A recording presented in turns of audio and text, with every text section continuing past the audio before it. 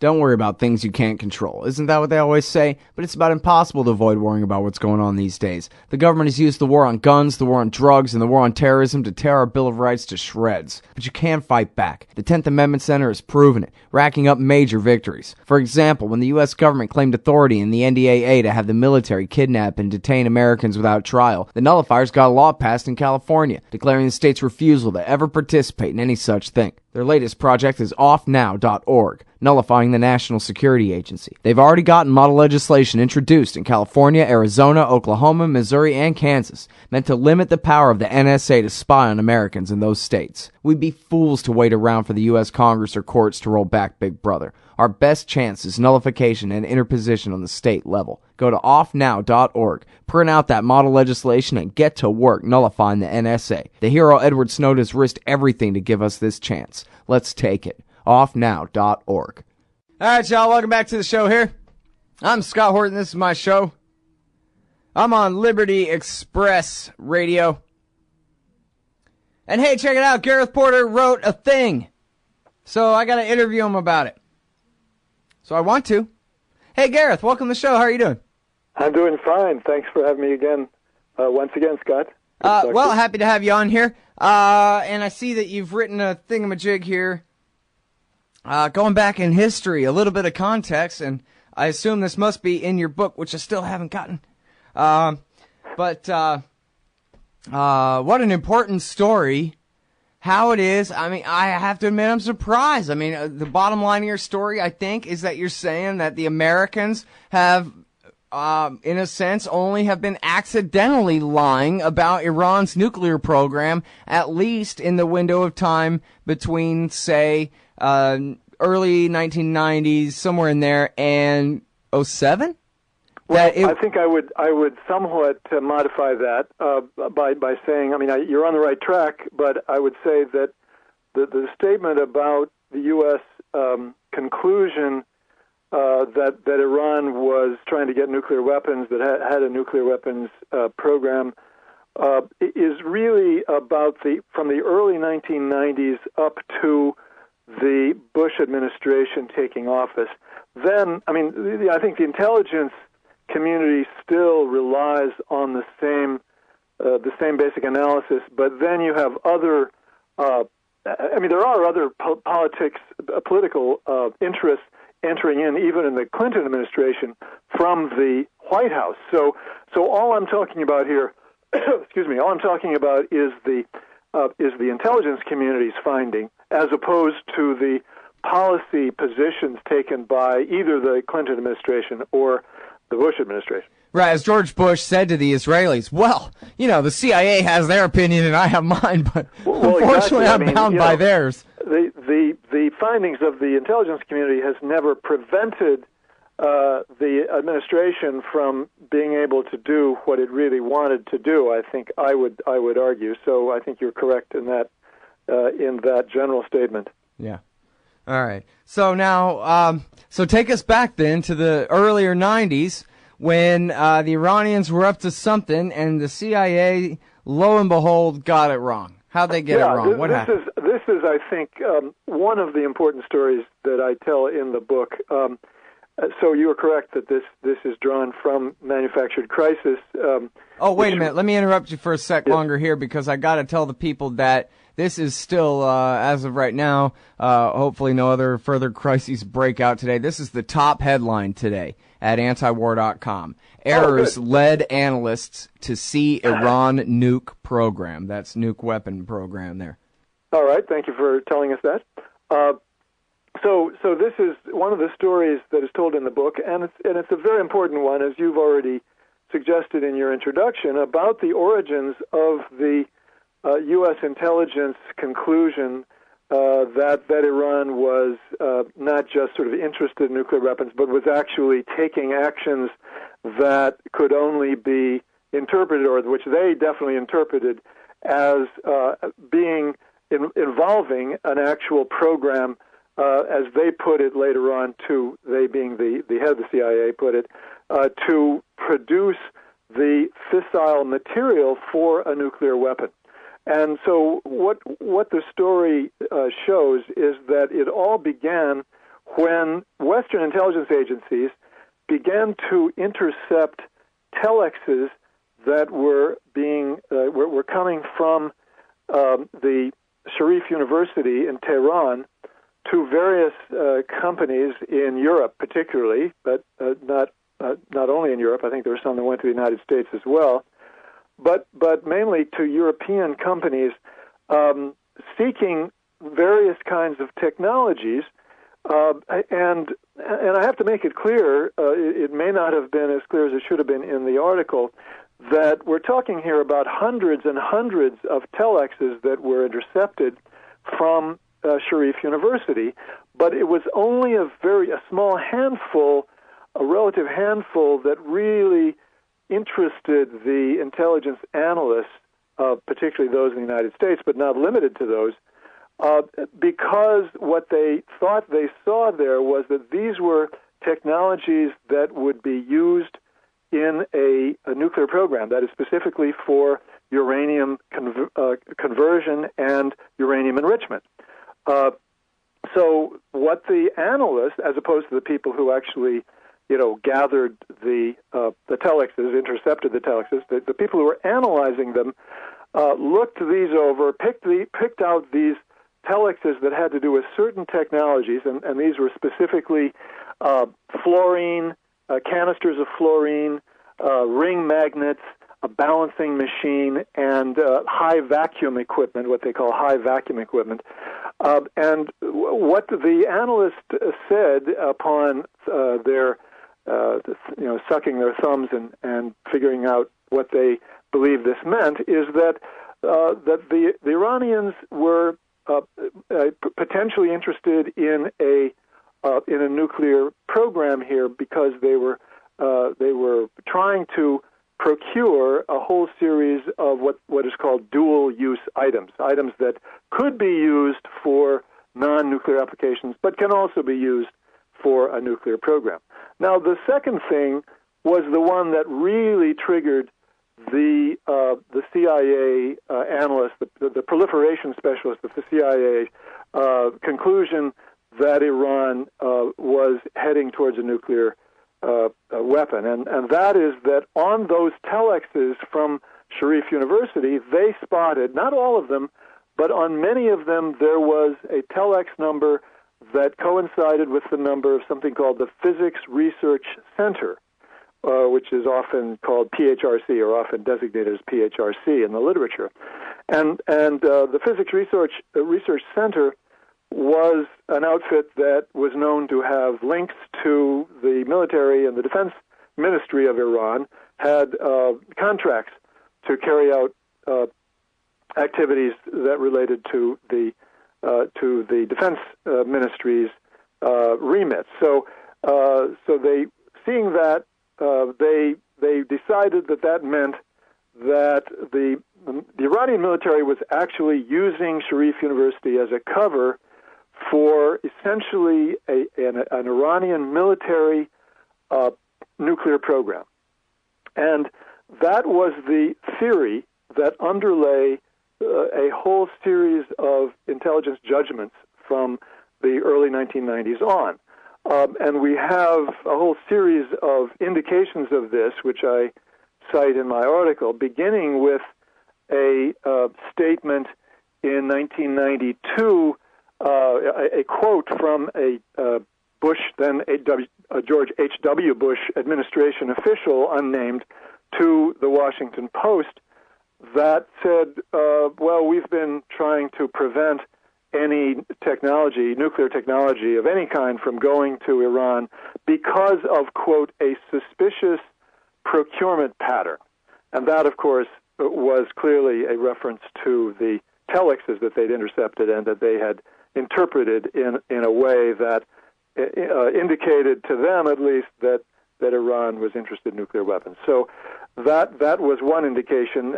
And then there were leaks to the news media, and in one case to the producer of a public broadcasting system documentary called Iran and the Bomb that was broadcast in April 1993. And then that producer of the documentary, named Robert Krasny, also published a book in which he characterized these telexes as clear evidence of an Iranian interest in nuclear weapons, and clearly reflecting what he had been told by various intelligence officials. Whether it was German or American officials was unclear, because he clearly went to Germany and did some research there. But in any case, these are indications that this had become an official position of those people in the CIA who were working on proliferation. Now, the biggest, most important indication, though, was in 1996, when the then director of the CIA, John Deutsch, made a public statement in congressional testimony in which he talked about evidence that Iran had organized both civilian, had tasked both civilian and military organizations to acquire the fissile material for nuclear weapons, for a nuclear weapon. So, that was at the top of the CIA, a statement indicating that was their intelligence conclusion, their intelligence analysis. And then, of course, later on, we know that in 2001, the CIA put out the National Intelligence Estimate on Iran, which the Iranian nuclear program, which specifically had a title that indicated that they believed that Iran had a nuclear weapons program. So, clearly that intelligence estimate, that intelligence assessment, was very much still guiding the position of the CIA and the intelligence community as a whole in regard to Iran's nuclear intentions. Mm-hmm. All right, and then you talk about in here how the IAEA went back and revisited all this, and they were satisfied by 2007. Is that correct? Right, and in the meantime, of course, what happened was that in 2004, as I point out in the story, somebody, presumably either U.S. or Israeli intelligence officials, passed on to the IAEA Safeguard Department, Ali Heinonen. He was deputy director of safeguards in 2004. He became director in 2005. Passed on these, if not the telexes themselves, then intelligence analysis about the intercepted telexes and what they purportedly told the analysts about Iran's nuclear intentions. So the IAEA was tipped off in 2004 that they should investigate the Physics Research Center and demand information from Iran about the role of the PHRC in these requests for procurement. So that became really a centerpiece of the IAEA investigation of Iran for the next 4 years, roughly. Mm-hmm. All right. Well, so when we get back, we got to talk about your perfect 2020 hindsight here and how bad of a mistake this was, a real rookie blunder, or their good faith best guess, or what, and more. With the great Gareth Porter, IPSnews.net, top headline today at antiwar.com about the CIA being wrong about Iran's nuclear program. Hey, all, Sky here. First, I want to take a second to thank all the show's listeners, sponsors, and supporters for helping make this show what it is. I literally couldn't do it without you. And now I want to tell you about the newest way to help support the show. Whenever you shop at Amazon.com, stop by ScottHorton.org first, and just click the Amazon logo on the right side of the page. That way the show will get a kickback from Amazon's end of the sale. It won't cost you an extra cent. And it's not just books. Amazon.com sells just about everything in the world, except cars, I think. So whatever you need, they've got it. Just click the Amazon logo on the right side of the page at ScottHorton.org or go to ScottHorton.org/Amazon. All right, y'all, welcome back. I love this song. I'll never get over how much I love this song. All right, that's Dresden 45 for you there. All right, I'm talking with Gareth Porter. And, boy, if you just tuned in, I hope you didn't hear me wrong on the way out to break. We're talking about how the CIA used to be wrong about Iran and thinking that they did have a nuclear weapons program.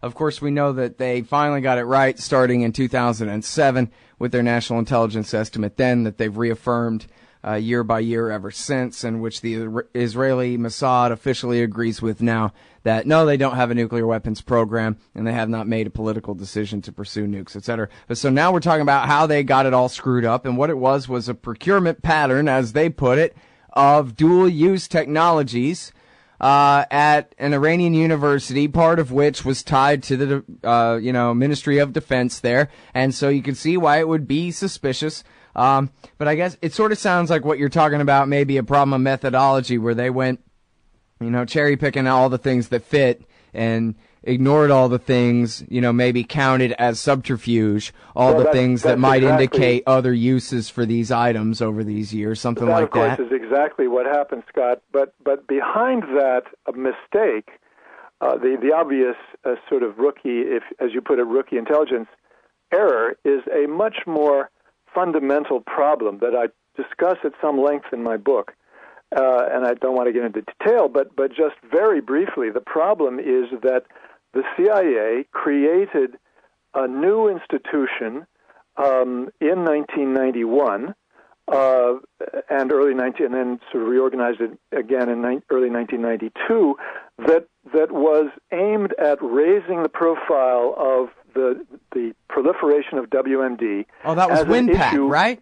Pardon? WinPAC? No, WinPAC was a successor organization. This was the National Center for Counterproliferation. Because we know that in 2002 and 2003, they were the ones pushing the hardest for the aluminum tube scam on Iraq. Exactly, and that they are closely related to the original organization. But the original organization was 1991-92, and what that did was to focus the attention of the intelligence community far more on the problem of proliferation, which was already identified by publicly by officials of the Bush administration, specifically Robert M. Gates, who had just taken over as the director of the CIA in November 1991, on Iran as a major potential, if not actual, proliferator of nuclear weapons, as well as other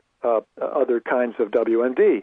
So what the heads of the intelligence community, and specifically Gates himself, were doing for their own bureaucratic interests in order to have a rationale for maintaining the Cold War levels of spending that had been maintained by the Congress for the CIA and the rest of the intelligence community, was they were creating an expectation that the analysts were going to come up with evidence that Iran was a proliferation threat.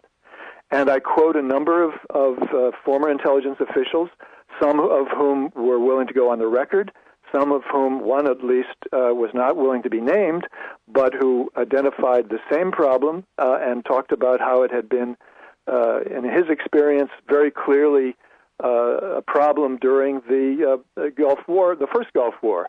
I won't go into detail on that, but in any way, it's a well-recognized phenomenon that when you raise expectations on the part of the collectors and the analysts that there's a particular problem that we're looking at and we expect to see some results, they're going to come up with evidence that supports that. And that's exactly what happened in this case. So I think that it all ties in with the larger pattern, the larger picture, if you will, of a national security bureaucracy, a national security state that was gearing up to defend its interests, essentially. Yeah. And so they need an enemy. They needed an excuse to continue containing Iran all through the Clinton years, rather than having any kind of rapprochement, even under the reign of the so-called moderates, which means friendly faces for Western TV anyway, whatever it means as far as their domestic politics aside. Rafsanjani, Khatami, nope, right. Can't even do business with them. Nuclear, nuclear, nuclear. That's precisely right. I mean, they needed to have a successor to replace the Soviet threat, and Iran was the single biggest candidate here for all kinds of reasons, and so that's exactly what happened. So then we skip forward, sort of cut to the ending to this story, which is that after 3 years in which the relationship between Iran and the IAEA over their investigation kind of broke down for political reasons, both sides were essentially holding out for their own political reasons, waiting for an ultimate agreement under which the two sides would come together and sort of resolve these issues that had been raised about the Iranian nuclear program. So that was the August 2007 work program. Well, as soon as that agreement was signed, within a matter of months, Iran had turned over to the IAEA this, I would say, an avalanche of documentation on these procurement issues that they had been asked about. And what the evidence showed was that in every case, they were able to show that that it was, in fact, at the request of faculties of the Sharif University itself that the procurement requests were made. And the reason that you had the telex number of the Physics Research Center on the telexes was that the head of the Physics Research Center, this fellow Shamaradi Zavare, was actually a professor at Sharif University, and he had been somebody who had been involved in procurement when he worked in the missile, apparently in the missile program of Iran, and so they relied heavily on him, on his contacts with various companies and his knowledge of the field of technology acquisition, and they asked him to help them make these requests. So he did that, and so he put the Physics Research Center telex number on the request, and that was where the information went when they got back answers from their requests for the technologies. Mm-hmm. So that explains this mysterious telex number, not the fact that the Iranian military was trying to carry out a secret military nuclear program. Mm-hmm. I think you say in the article at one point they're showing the IAEA around saying, yeah, we need to come in here, follow me in this room, and we'll get the paperwork for that so we can answer your question. Oh, yeah, by the way, there's the thingamajig, the whatever piece of technical equipment is still sitting right there on the counter, doing engaged in the purpose that they claimed in the first place, correct? The balancing machine that they were so head up about, which they felt was going to be used for the testing of centrifuges, the balancing of centrifuges, mm-hmm. was in fact right there in the the mechanical engineering department, as I remember now. Okay. So yes, they did find that equipment there. The magnets, of course, it turned out were used by the physics department for what they call lens Faraday experiments, which are apparently just elementary experiments for basic physics students. Nothing terribly sinister about that at all. Right. And so it goes. I mean, all of the information they got was completely credible, irrefutable, showing that these were at the request of the various faculties of Sharif University, and not having anything to do with the Iranian military. Mm. And in fact, the IAEA made no effort to suggest that there was anything questionable about any of the documentation that they were given, and they said the issue is closed. The issue of the procurement request is closed, and that was clearly a signal that they had nothing to refute the information they've gotten from Iran with. Right. Wow, isn't that something else? I thought it was as simple as they were lying, but no. Scott, to me, the real sort of a lesson of this whole story in terms of understanding how this system works, I mean, it's not new to your listeners, I know, but it's worth mentioning, and that is that the news media didn't even report the fact that the IAEA report of February 2008, which detailed this entire story of the information that they'd been given, which cleared up the issues of the procurement request. This was an extremely important turning point in the investigation, obviously, for the reasons that we've been discussing. Right. And the news media simply didn't report it. Well, and you know what? I mean, the thing of it is, there are so few people on the Iran nuclear beat who really know what they're talking about at all. And then subtract away from those who have no motivation whatsoever to make clear the kind of point that you're making clear here. Bringing to light the truth where there's misunderstanding, where it's most important, the most important kind of journalism, especially on an issue like this, matters of war and peace, etc. There are very few who are on this beat who understand the issue well enough, who have the motive to do so, and then among those who you could hold in one hand, including yourself, the rest probably just missed it. You know what I mean? Well, I wouldn't know unless you told me, like just now. I think it's clear that the journalists who were covering this beat in 2007, 2008 didn't even bother to read the report. They didn't read it. Well, now tell me real quickly, you had a little bit of trouble with the media about this story. How's that? Very quickly here. Yeah, it's true. I can tell you that since this was published, I've had 2 communications from journalists covering national security for major American publications that questioned me about why is it that I always take the Iranian side in every time that I write about an issue that involves Iran. I always act as though that the Iranian claims are fact.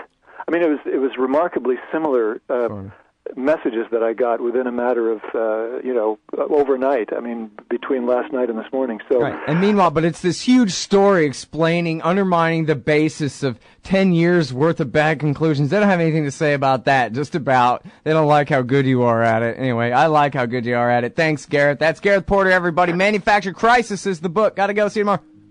Hey, all Scott here. Ever wanted to help support the show and own silver at the same time? Well, a friend of mine, libertarian activist Arlo Pignatti, has invented the alternative currency with the most promise of them all. QR Silver Commodity Discs. The first ever QR code 1-ounce silver pieces. Just scan the back of one with your phone and get the instant spot price. They're perfect for saving or spending at the market. And anyone who donates $100 or more to the Scott Horton Show at scotthorton.org/donate gets one. That's scotthorton.org/donate. And if you'd like to learn and order more, send them a message at commoditydiscs.com or check them out on Facebook at /commoditydiscs.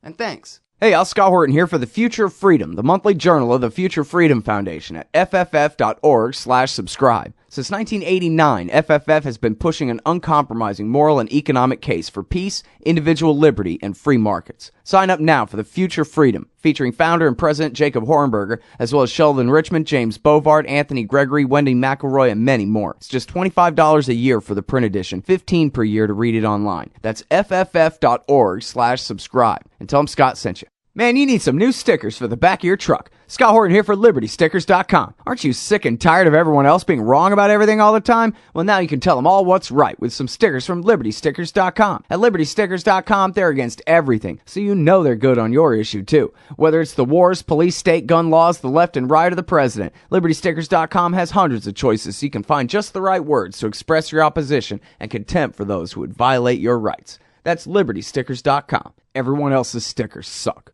What was the only interest group in D.C. pushing war with Syria last summer? AIPAC and the Israel lobby. What's the only interest group in D.C. pushing to sabotage the nuclear deal with Iran right now? AIPAC and the Israel lobby. Why doesn't the president force an end to the occupation of Palestine, a leading cause of terrorist attacks against the United States? AIPAC and the Israel lobby. The Council for the National Interest is pushing back, putting America first and educating the people about what's really at stake in the Middle East. Help support their important work at councilforthenationalinterest.org.